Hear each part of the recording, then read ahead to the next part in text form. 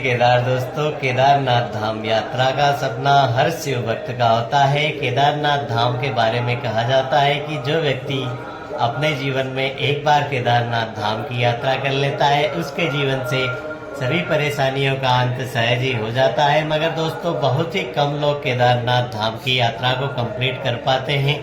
उसका एक कारण यह भी है दोस्तों कि केदारनाथ धाम यात्रा बहुत ही ज़्यादा कॉस्टली होती है।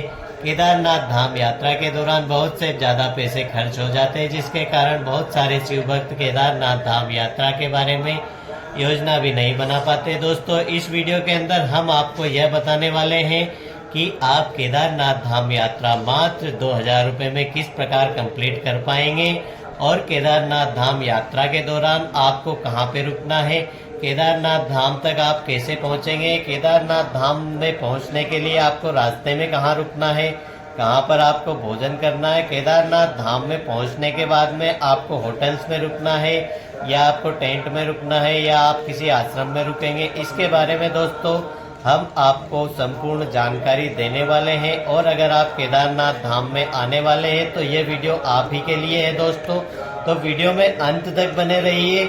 और आप अगर हमारे चैनल पर नए हैं तो चैनल सब्सक्राइब भी कर सकते हैं। तो दोस्तों, आइए अपनी वीडियो की शुरुआत करते हैं। सबसे पहले केदारनाथ धाम यात्रा के लिए हमें हरिद्वार आना होता है और हम अपनी यात्रा को हरिद्वार से ही शुरू करेंगे। तो दोस्तों, आइए अपनी यात्रा की शुरुआत करते हैं। दोस्तों, हरिद्वार रेलवे स्टेशन से सिर्फ 300 मीटर की दूरी पर आपको मिल जाएगा GMOU लिमिटेड बुकिंग ऑफिस, जहां पर आपको गढ़वाल विकास मंडल की सभी बसें मिल जाएगी। यहां से आपको 550 रुपए में बस मिलेगी जो आपको सोनप्रयाग तक ड्रॉप करेगी। और इस बस की पर्ची पर ही आपको पीछे की ओर बस का नाम, बस का नंबर और अगले दिन बस कितनी बजे यहां से स्टार्ट होकर सोनप्रयाग के लिए निकलने वाली है उसकी सारी डिटेल दे दी जाएगी। तो दोस्तों, आप इस ऑफिस में आकर एक दिन पहले ही अपनी जो बस की टिकट है उसे बुक कर लीजिए और अगले दिन यहाँ आपको जिस टाइम पे बस की बारे में बताया जाता है उसी टाइम पे आप अगले दिन वापस बस स्टैंड पे पहुंच जाइए। और दोस्तों, यहाँ से आपको जो बस मिलने वाली है उसकी कंडीशन बहुत ही अच्छी होती है। ये रोडवेज की बसें होती है, गढ़वाल विकास मंडल निगम लिमिटेड की बसें होती है। तो इस बस से दोस्तों आप पूरे दिन ट्रेवल करने के बाद में सोनप्रयाग तक बड़े ही आराम से 3-4 बजे तक पहुंच जाएंगे। और सोनप्रयाग में पहुंचने के बाद में आपको सोनप्रयाग में रात्रि रुकने के लिए बहुत ही बढ़िया होटल्स वगैरह मिल जाएंगे। अगर आप इस टाइम पे आते हैं तो सिर्फ 500 रुपए में आपको होटल्स मिल जाएंगे। और खाने की बात करें दोस्तों तो यहाँ पर आपको 150 रुपए पर हेड के हिसाब से भरपेट भोजन मिल जाएगा। और सोनप्रयाग में रुकने के लिए आपको इस टाइम पे बहुत ही ज्यादा होटल्स वगैरह मिल जाएंगे। तो दोस्तों, आइए आपको होटल दिखाते हैं। तो दोस्तों, इस वाले रूम में हम रुके थे आज और यह रूम हमें 500 रुपये में ही मिल गया था 2 पर्सन के लिए। आप देख सकते हैं आपको सोनप्रयाग में इसी प्रकार के रूम मिलेंगे। और अगर आप मई और जून के महीने में आते हैं तो यह रूम आपको 5000 से कम में नहीं मिलने वाला है। अभी इस टाइम पे रूम के रेट बहुत ही कम है क्योंकि यहाँ पे रश बहुत ही कम है इस समय पर। और अगर आप बाद में आते हैं तो आपको इस वाले रूम के लिए बहुत ही ज़्यादा पेमेंट आपको देना पड़ेगा। तो दोस्तों, होटल से चेकआउट करने के बाद में हम सोनप्रयाग से गौरीकुंड के लिए टैक्सी स्टैंड पे पहुंच जाएंगे। और इस टाइम पे अगर आप आते हैं तो आपको इक्का दुक्का यात्री ही टैक्सी स्टैंड पे मिलेंगे। टैक्सी के लिए आपको किसी प्रकार की लाइन में नहीं लगना है। तो इस टैक्सी से हम गौरीकुंड तक बहुत ही आराम से पहुंच जाएंगे। गौरीकुंड नीचे है तो वहाँ पे स्नान करिए, उसके बाद में आगे बढ़िए। दोस्तों, आप जब भी केदारनाथ धाम आए गौरीकुंड में अवश्य स्नान करें। यहाँ पर महिलाओं के लिए अलग स्नान घाट बनाया है तथा पुरुषों को स्नान करने के लिए अलग से जगह बनाई है। यह है माता शक्ति पार्वती माता गौरी का मंदिर और यहाँ पे आप अवश्य दर्शन करें। माँ भगवती आपकी मनोकामना पूर्ण करें।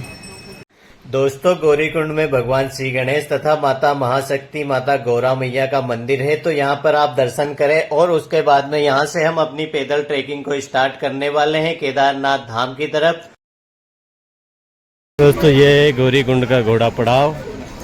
अगर आप घोड़ा लेते हैं तो आप यहीं से ले लीजिए क्योंकि आगे जाने के बाद में आपको घोड़े नहीं मिलने वाले हैं। और आप अगर घोड़े द्वारा यात्रा करना चाहते हैं तो आप घोड़ा पड़ाव से ही अपना घोड़ा हायर कर लें यहाँ से, क्योंकि आगे जाने के बाद में आपको घोड़े प्रॉपर मिलेंगे भी नहीं, और अगर मिले भी तो उनके जो रेट है वो बहुत ही ज़्यादा होने वाले हैं। और यहाँ से अगर आप घोड़ा लेते हैं तो आपको गवर्नमेंट द्वारा तय किए गए दामों में ही घोड़े यहाँ से आगे की ओर लेके जाएंगे। और अगर आप रास्ते से कहीं से घोड़ा लेते हैं तो आपसे बहुत ही ज़्यादा चार्जेस लग सकते हैं वहाँ पे। तो आप घोड़े यहीं से ले लीजिए अगर आपको घोड़े से जाना है। और अगर आपको पैदल जाना है तो आइए हमारे साथ। जय श्री केदारनाथ। गौरीकुंड से जो केदारनाथ धाम तक की हमारी पैदल ट्रैकिंग होने वाली है, वो बहुत ही ज्यादा खूबसूरत वादियों, खूबसूरत झरनों से होते हुए केदारनाथ धाम तक जाने वाली है। तो दोस्तों, आप इस रास्ते को पूरी तरह से एंजॉय करते हुए केदारनाथ धाम तक पहुंचेंगे। और दोस्तों, इस रास्ते में आपको इस प्रकार के कई झरने मिलने वाले हैं जहां पर आप अपनी सेल्फी वगैरह भी क्लिक कर सकते हैं, और यहाँ पे जो आपकी यादें हैं वो हमेशा के लिए रह जाएंगी। तो दोस्तों, यहाँ पे आप पैदल ट्रैकिंग करते हुए केदारनाथ धाम तक बड़े ही आराम से शाम तक पहुंच जाएंगे।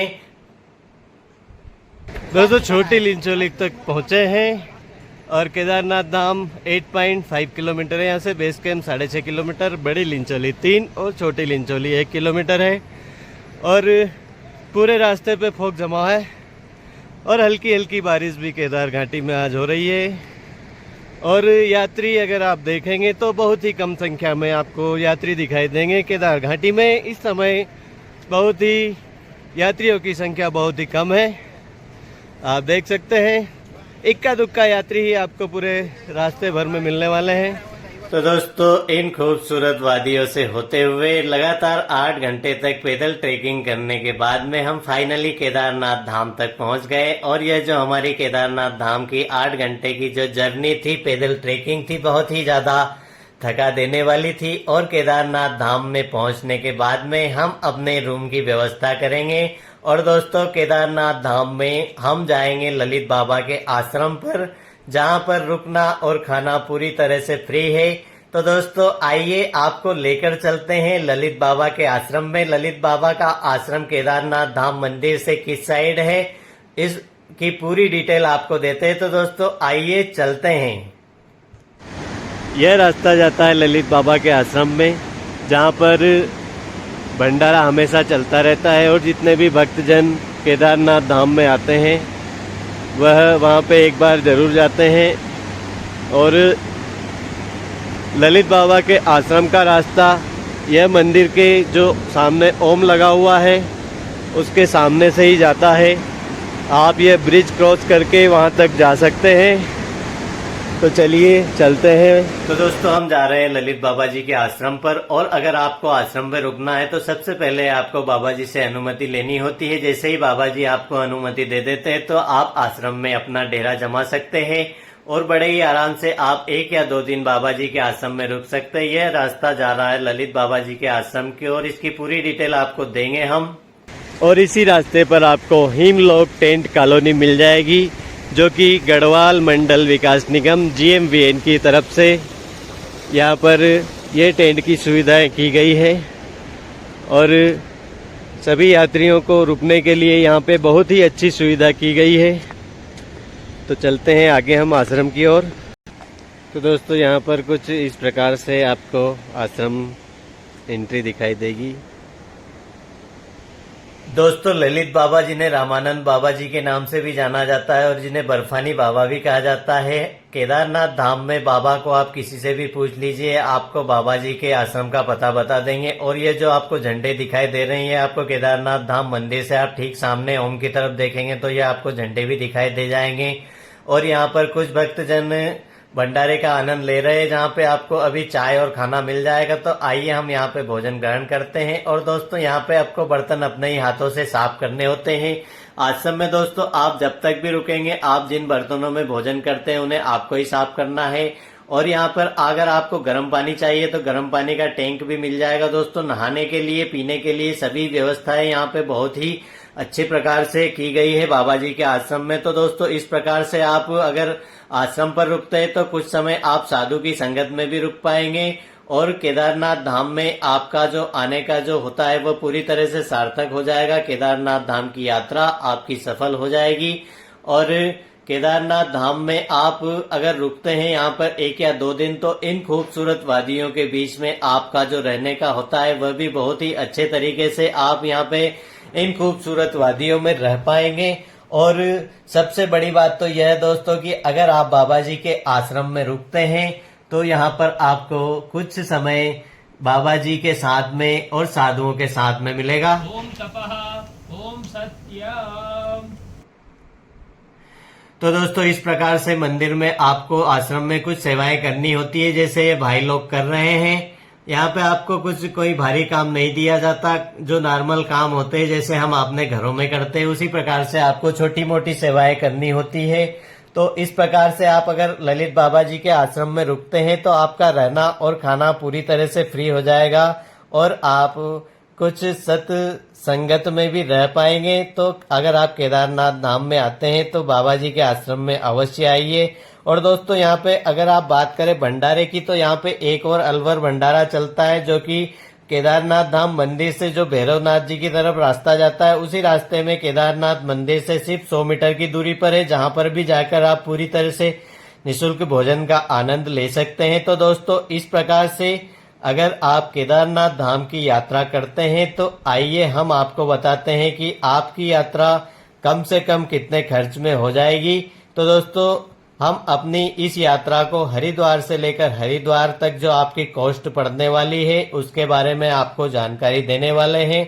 जैसे आप हरिद्वार से निकलते हैं सोनप्रयाग के लिए तो आपका 1 पर्सन का जो बस का किराया होता है 550 होता है। तो उस हिसाब से आपके 2 व्यक्तियों के 1100 रुपए हो जाते हैं। उसके बाद में आप सोनप्रयाग में होटल लेते हैं जिसका चार्जेस 500 रुपए है। और दोस्तों 150 रुपए पर हेड के हिसाब से आपको यहाँ पे भरपूर पेट भोजन मिल जाएगा। तो 300 रुपए आपके खाने के हो जाते हैं और 500 रुपए होटल के हो जाते हैं। इस प्रकार से सोनप्रयाग 800 रुपए में पड़ेगा।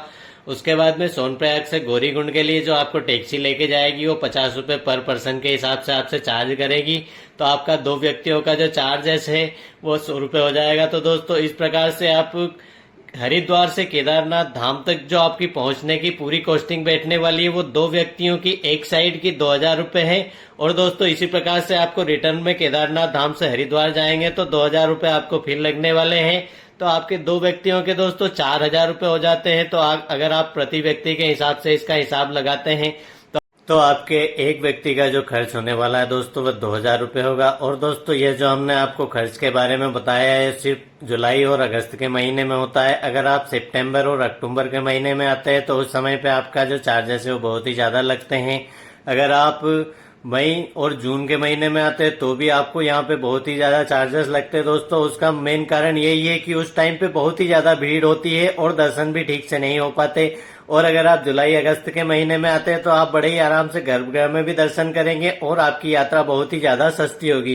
तो दोस्तों वीडियो अगर आपको अच्छी लगी हो तो वीडियो को लाइक करिए, अपने दोस्तों को शेयर करिए। मिलते हैं एक नई वीडियो के साथ, जब तक के लिए हर हर महादेव।